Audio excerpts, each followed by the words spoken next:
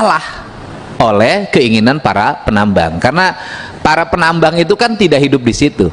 Dia tidak merasakan bencana, dia tidak merasakan problem lingkungan, dia tidak merasakan apapun. Kalau yang tidak bagus, kita punya kewajiban untuk memperbaiki. Itu kewajiban kita, pemerintah, Pak Gubernur. Tapi kalau yang memang informasinya dan yang dilihat itu bagus, kita juga harus objektif. Berarti Pak Menteri lihat kenyataan di lapangan seperti itu?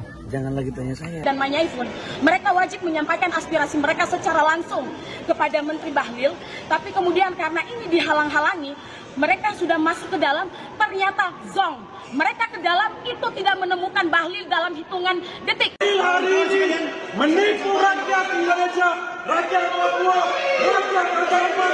Menteri Bahlil Lahadalia menyebutkan bahwa tambang nikel yang berada di Raja Ampat itu berada di Pulau Gap dan jaraknya 30-40 km dari lokasi pariwisata. Jadi baginya pertambangan itu tidak merusak ekosistem pariwisata di Raja Ampat. Beberapa waktu lalu, Menteri Bahlil jadi sorotan karena pertambangan nikel yang membuat netizen mendesak pemerintah untuk bersuara dan menyetop aksi ini karena merusak lingkungan, merusak terumbu karang dan keanekaragaman hayati yang ada di Raja Ampat. Nah, ternyata tambang nikel ini dibuka di pulau kecil, yaitu di Pulau Gap. Saat ini sudah dilakukan penghentian sementara oleh PT Gap Nikel yang merupakan anak perusahaan dari PT Antam Tbk. Jadi, mereka dituduh merusak ekosistem Raja Ampat. Akhirnya Bahlil, selaku Menteri ESDM menegaskan bahwa aktivitas pertambangan di PT Gap Nikel itu jaraknya 30-40 km dari Pulau Piai Nemo dan dianggap tidak merusak lingkungan. Karena bagi Pak Bahlil, Raja Ampat memang harus dilindungi karena merupakan wilayah pariwisata. Aktivitasnya saat ini sedang dihentikan karena publik mendesak dan Pak Bahlil beserta tim dari ESDM sedang melakukan sidak ke lokasi. Ini khusus buat Pak Menteri Bahlil ya. Kita tahu Bapak, lokasi penambangan itu bukan berada di titik lokasi destinasi yang terkenal di Raja Ampat. Kita semua tahu itu Bapak, jaraknya bahkan puluhan kilometer.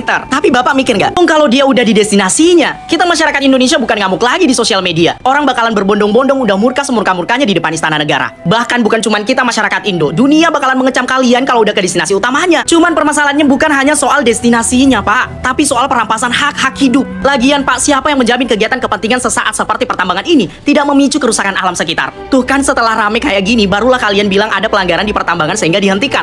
Padahal ini sudah sejak 2017 izin dikeluarkan. Pertanyaannya, kok berani banget memberikan izin? Observasi seperti apa yang dilakukan Bapak? Baru menemukan pelanggaran atau takut kena sanksi dan dikatakan telah cacat hukum? Saya hanya bertanya ya Pak, entahlah apakah menteri-menteri terkait sebelumnya mengetahui dan ikut observasi atau hanya asal ACC saja? Yang pada intinya, lagi-lagi alam yang menjadi korbannya. Sudah sejak lama Papua diincar oleh oknum investor-investor serakah yang selalu menganggap Papua tanah kosong. Padahal bukan Papua yang kosong, tapi nurani mereka yang nyatanya. So peduli kamu dengan Sep Raja Ampat? Bukannya itu tentang ekonomi bangsa agar meningkat dan tanah Papua akan terus dikosongkan dengan alat berat. Negara kita memang sedang dalam gawat darurat. Semua atas nama pembangunan kekayaan alam disikat, yang keuntungannya hanya untuk kalangan pengusaha dan pejabat. Tak sampai hati melihat Raja Ampat yang indah dikeruk, diakui sebagai warisan dunia di negaranya sendiri ditabrak tubruk. Berlindung di balik izin setoran lancar, yang penting barang itu masuk. Memang cuan dalam dunia tambang sungguh menggoda. Urusan nikel kita yang terbesar di dunia, bisnis yang berlipat ganda. Tapi mengorbankan alam sekelas Raja Ampat ini bukan urusan bercanda. Di sana tersimpan 75% spesies laut dunia dan 1.500 spesies ikan, 540 jenis karang dan 47 spesies mamalia yang masih bertahan, ditambah 274 spesies burung yang menambah keindahan.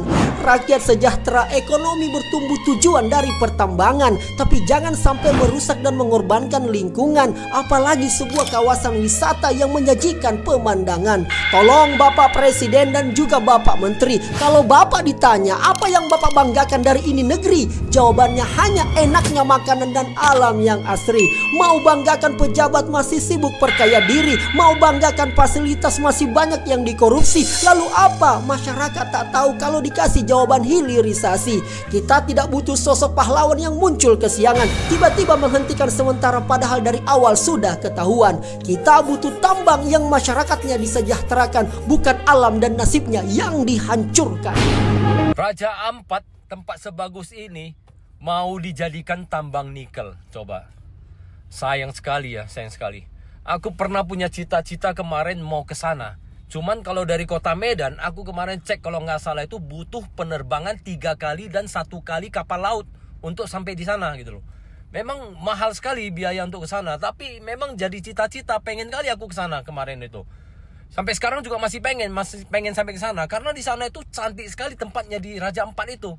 Ya, lokasinya yang pemandangannya yang luar biasa bagus, wisata airnya, wisata lautnya di sana, ikan-ikannya yang luar biasa, terumbu karangnya yang cantik luar biasa di sana, bisa diving, bisa lihat kekayaan laut kita. Mungkin pemerintahan Indonesia, Kementerian Pariwisata bisa membuat terobosan aja yang lebih baik agar pariwisata di sana itu mungkin bisa lebih banyak yang berkunjung ke sana dengan mungkin tiket yang lebih murah atau tiket yang lebih langsung ke sana agar pendapatan daerah di sana itu bisa jadi lebih baik karena lebih banyaknya pariwisata yang lebih banyak bisa sampai ke sana gitu loh daripada dijadikan tambang nikel. Gimana menurut kalian? Kalau gak gara-gara orang ini teriak Papua bukan tanah kosong, kita gak akan tahu bahwa Raja Ampat sedang dikerot untuk pertambangan nikel yang ngerusak Raja Ampat. Dan yang jadi pertanyaan, siapa yang ngizinin? Kalau tambang itu gak ada surat izin, bisa langsung diciduk. Tapi ini surat izinnya keluar ke sekelas bupatinya, sekelas gubernurnya, dan menteri-menteri terkait di bagian itu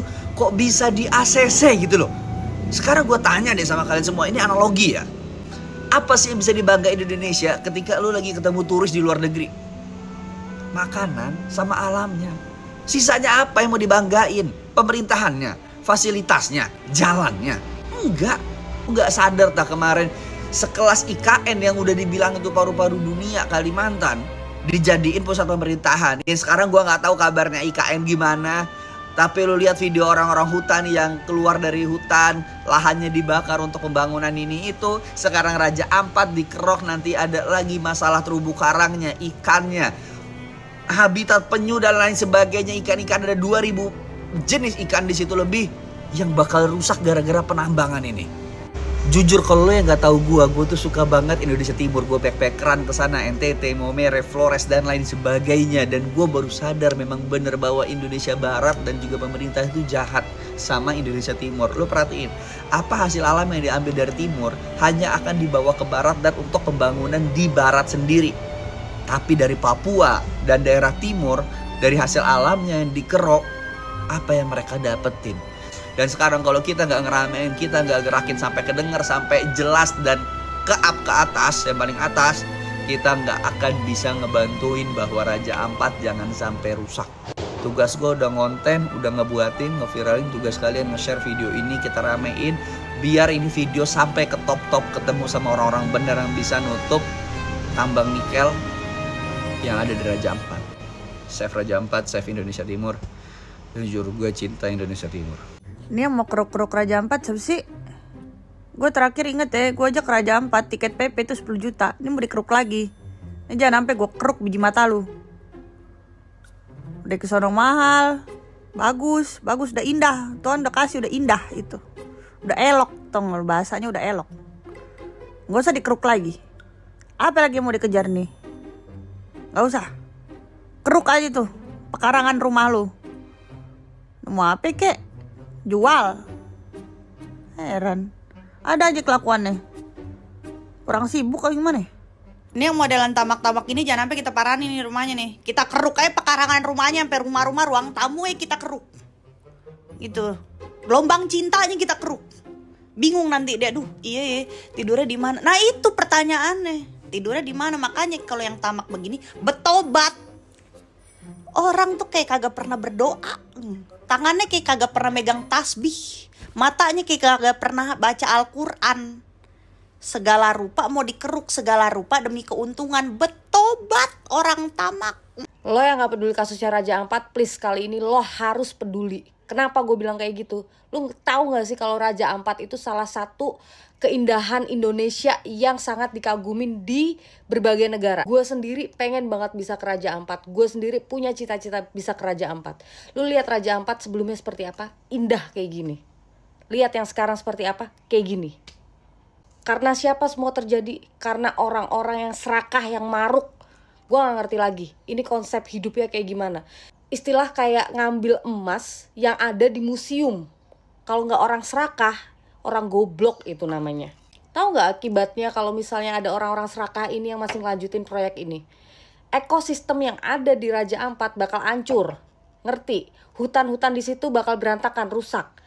Limbah-limbahnya akan lari ke lautnya. Akhirnya apa? Ekosistem bawah lautnya rusak semua. Mending kalau misalnya hasil alamnya itu dipakai untuk kesejahteraan masyarakat Papua. Lu tahu sendiri dong masyarakat Papua sekarang aja masih seperti apa sih? Sejahtera? Belum. Gue gak habis pikir sama orang-orang yang ngambil yang serakah itu. Gue gak ngerti lagi. Lu mau memperkaya siapa lagi? Hah? Siapa lagi yang akan jadi calon-calon koruptor nih, siapa lagi? Kegunaannya katanya untuk baterai mobil listrik. Apakah masyarakat Papua pakai mobil listrik? Ini udah orang Papua aslinya tidak menggunakan mobil listrik. Dia tidak menikmati hasil ngerusakinnya itu juga. Terus dia kena imbasnya, kotor wilayahnya. Belum lagi akan mengurangi potensi orang yang akan berkunjung melihat keindahan Raja Ampat. Kalau ada turis datang ke situ, pasti ekonomi masyarakat sekitarnya juga terbantu. Mungkin dia jualan makanan, dia jualan souvenir, atau apapun itu. Gue gak ngerti karena gue belum pernah ke situ ya. Please lah, tolong ikut peduli hal ini. Please, bantu untuk suarakan Save Raja Ampat. Ini kayak gue ngelihatnya tuh kayak ada orang punya anak di satu rumah, anaknya cantik, lucu, dipuji-puji banyak orang, anaknya pintar banget, lucu, cantik banget, udah dibangga-banggain semua orang, terus tiba-tiba ada yang lirik dari jauh, oh anaknya lucu nih, bagus nih, diambil. Maruk, kurang ajar, mal. Wakil Ketua MPR minta pengelola tambang yang rusak Raja Ampat dihukum berat. Wakil Ketua MPR RI Edi Suparno menegaskan pertambangannya tidak taat aturan dan merusak kawasan wisata Raja Ampat harus dihukum berat. Tak hanya itu, karena kata dia pelaku juga patut dilarang melakukan kegiatan usaha pertambangan sampai kapanpun. Sekali lagi saya tegaskan, kegiatan ekonomi dalam bentuk apapun wajib berjalan di dalam koridor hukum yang mengaturnya. Jika dia melanggar ketentuan atau bahkan tidak mengindahkan ketentuan sama sekali, selayaknya diganjar hukuman penjara yang berat, mengganti rugi biaya lingkungan yang rusak, serta masuk blacklist pertambangan untuk seterusnya. Kata Edi dikutip dari siaran persnya Minggu 8 Juni 2025. Dia mengatakan sektor pertambangan dan hilirisasinya sangat diperlukan untuk menyumbang pendapatan negara dan menyerap tenaga kerja. Hanya saja aktivitas pertambangan tak boleh sampai merusak kawasan wisata alam. Raja Ampat adalah anugerah dari Yang Maha Kuasa untuk Indonesia dan menjadi kebanggaan alam kita semua. Sehingga jika kita temukan pelanggaran pertambangan, tindak hukum secara tegas dan berat, ujarnya. Politisi PAN ini menekankan komitmennya untuk mengawal penanganan dugaan aktivitas pertambangan yang kabarnya ilegal dan merusak lingkungan di kawasan Raja Ampat, Papua Barat Daya. Saat ini Edi tengah menghimpun data yang lengkap dan akurat potensi pelanggaran yang terjadi dan kerusakan lingkungan yang ditimbulkan. Saat ini saya tengah menghimpun dan mempelajari data lapangan tentang potensi pelanggaran yang diduga dilakukan pelaku usaha. Karena banyaknya berita yang muncul di medsos, saya berharap masyarakat jangan terpancing provokasi khususnya dari elemen asing sebelum kita benar-benar dapat memverifikasi temuan aktual di wilayah Raja Ampat, tutur Edi. Menurut dia, Indonesia akan tercoreng apabila terbukti terjadi penambangan ilegal yang berimbas pada kawasan Raja Ampat. Terlebih Raja Ampat merupakan destinasi wisata kelas dunia dan telah ditetapkan sebagai UNESCO sebagai Global Geopark.